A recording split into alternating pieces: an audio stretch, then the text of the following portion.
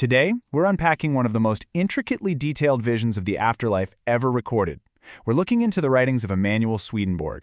Now, born back in 1688, Swedenborg was this brilliant Swedish scientist, philosopher, and inventor. But right in his 50s, he shifted gears completely. He claimed his spiritual eyes were opened by the divine, and he ended up spending the last decades of his life writing these massive, encyclopedic accounts of his travels through heaven, hell, and the world in between. So today, we're taking his esoteric 18th century texts and turning them into your ultimate afterlife travel guide. But before we pack our spiritual bags, let's look at a really fundamental question. Is heaven just eternal rest? I mean, think about it. Do you really want to spend eternity sitting around doing absolutely nothing? In one of Swedenborg's accounts, a group of newcomers to the afterlife actually asked this exact question. They were totally expecting to just lie back and breathe in joy forever. And you know what? The seasoned angels actually laughed at them. Because as Swedenborg explains, doing nothing doesn't bring us to life. It actually causes the mind to just collapse in on itself. Okay, let's really dive into this contrast. Picture the traditional pop culture idea of heaven. Floating on clouds, playing harps, just eternal idleness. Now contrast that with Swedenborg's heaven. It is completely different. We're talking bustling communities, prime real estate, dynamic jobs, and really active service. It operates on this highly logical, purpose-driven spiritual physics. You don't just exist up there, you actively contribute. To help us navigate all this, we've set up this explainer as your official afterlife itinerary. We're going to cover 1. Waking up after death. 2. The world of spirits. 3. The ultimate life review. 4. Heavenly real estate. And finally, 5. The economy of heaven. Think of this as your chronological travel guide for the big transition. All right, let's jump right into step 1 on our itinerary, waking up after death, the immediate transition. According to Swedenborg, the actual process of dying is gentle. It's highly orchestrated and completely continuous. At 0 hours, the physical heart completely stops. But almost immediately, right around the 2-hour mark, a deeper spiritual breathing initiates. By 24 hours, angels from the highest heavens actually arrive. And it's fascinating. They don't speak aloud. They just sit by your head and silently share their thoughts to see if your spirit is ready to awaken.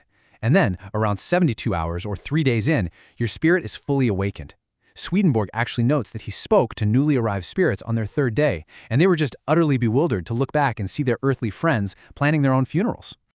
And that brilliantly illustrates probably the most shocking realization for a newcomer. You have a spiritual body that feels entirely physical, complete with all your earthly senses.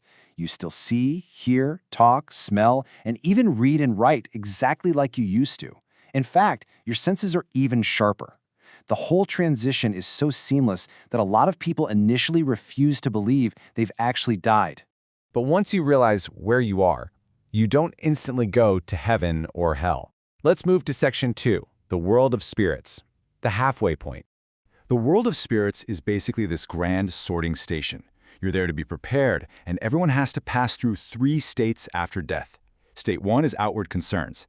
Here you're still keeping up your earthly pretenses. You act civil and polite, exactly like you did on earth. State 2 is inward concerns. Now this is where your outward masks completely fall away and your true inner nature takes over. And state 3 is instruction, where those heading to heaven are educated and prepared for their ultimate destination. So it's this gradual shedding of all your earthly habits.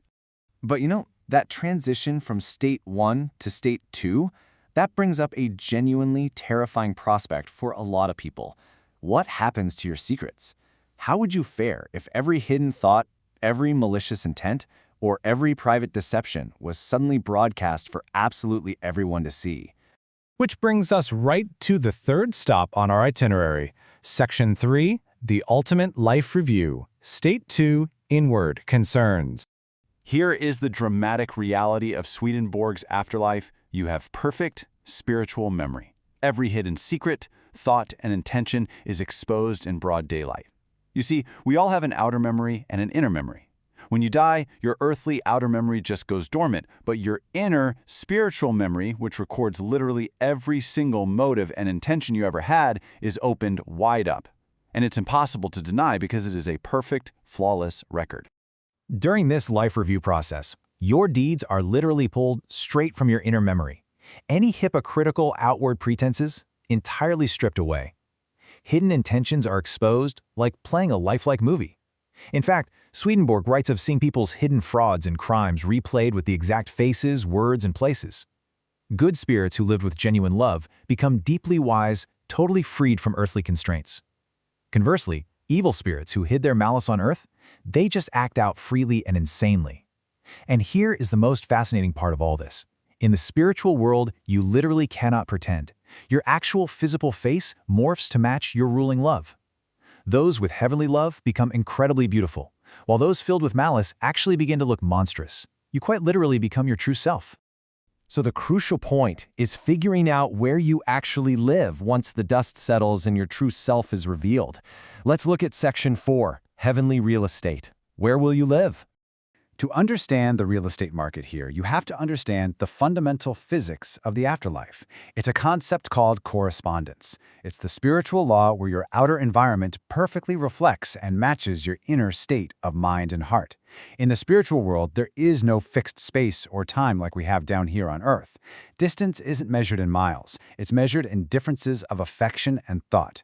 If you think and love similarly to someone while you're standing right next to them, if your inner natures are radically different, you're miles apart. Your inner spirit entirely dictates the outer world you see. And this law dictates the very homes you live in. Just listen to this fascinating quote from Swedenborg. Their houses also turn more beautiful as the spirits grow in perfection. A piece of starry sky appears, as does a kind of cloud, which is a sign that their houses are changing. So your house isn't just a static building, it's a living, breathing reflection of your spiritual growth. If you learn something profound or your heart expands with love, a new window might literally open up right in your wall, revealing a beautiful starry sky. Your environment upgrades in real time as you evolve. And even the landscape follows this exact same law, where a literal spiritual element corresponds directly to an inner state. Mountains correspond to love. That's the highest, most open spiritual state. Hills correspond to charity, a focus on helping others. Cliffs correspond to faith, a focus on belief and intellect. So if you wake up living on a majestic mountain in heaven, it's not because you paid a massive premium for the view. It's because the love radiating from your own heart is literally generating that mountain environment all around you. Now that you've got your house sorted, what do you actually do all day? Let's check out Section 5, the economy of heaven. The job market. Heaven, according to Swedenborg, is a kingdom of uses. It's a massive, highly organized society where absolutely everyone has a vital role that perfectly matches their unique talents. You could be taking care of babies who die in infancy, teaching and leading growing children, protecting newly arrived spirits from attacks by malicious entities, or even guiding sleepers on Earth to protect them from evil spirits during the night. You might be supporting people struggling in the lower Earth as they shed their earthly baggage. There are administrators, artists, researchers. Honestly, every constructive thing we do here has a higher, perfected counterpart over there. But here is absolutely the best part about this heavenly economy. The cost of living? It's exactly zero. All your necessities, your gorgeous ever-changing house, your radiant clothing, your exquisite food are provided completely free of charge by the Lord. You aren't working to pay rent. You're working purely out of a love for the service itself. Which brings us to the core philosophy of Swedenborg's entire vision. True heavenly joy isn't idleness, but doing a job you passionately love that serves the common good. Happiness doesn't come from just lounging around. It comes from having this endless energy to pour into a purpose you deeply care about, surrounded by kindred spirits who share your exact passions. The ultimate reward is eternal, joyful usefulness. Ultimately, Swedenborg's writings propose that we are actively building our afterlife right now, day by day, choice by choice. Our inner loves are actively shaping the spiritual faces we'll wear and the heavenly landscapes we'll eventually inhabit. So I'll leave you with this final thought to reflect on. How are you serving the common good in your life right now?